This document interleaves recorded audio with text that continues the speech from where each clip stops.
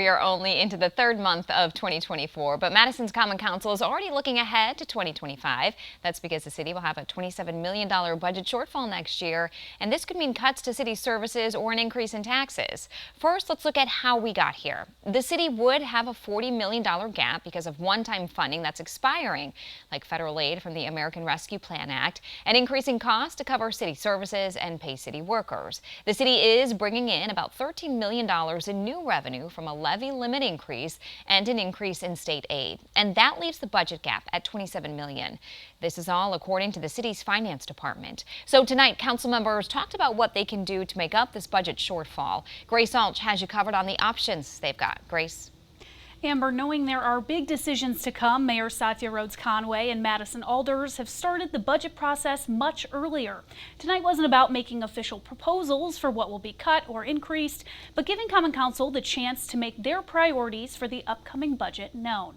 Mayor Rhodes Conway told me it will probably end up being a mix of cutting spending and raising revenue through property taxes.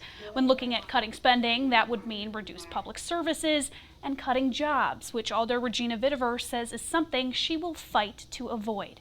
Vitiver says she knows firsthand how detrimental it would be to city employees to lose a major portion of their staff.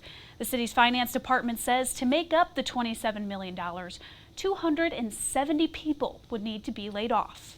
We are not to the point where we can have AI picking up your trash or drones responding to your traffic crash. So we really do need people to do the jobs that meet the needs of the people in the city. And we have to compensate them appropriately. Keep in mind, cuts cannot be made from police or fire, or the city could see major financial penalties from the state. Another option would be to raise property taxes, but that's not a decision alders can make on their own. Voters would have to approve a referendum to increase their taxes. And alders know that voters do not take raising taxes lightly. That's why they say in the long term, it will probably be a combination approach. Vitiver says in the coming months, alders will focus on community engagement and education so voters know what changes could be headed their way.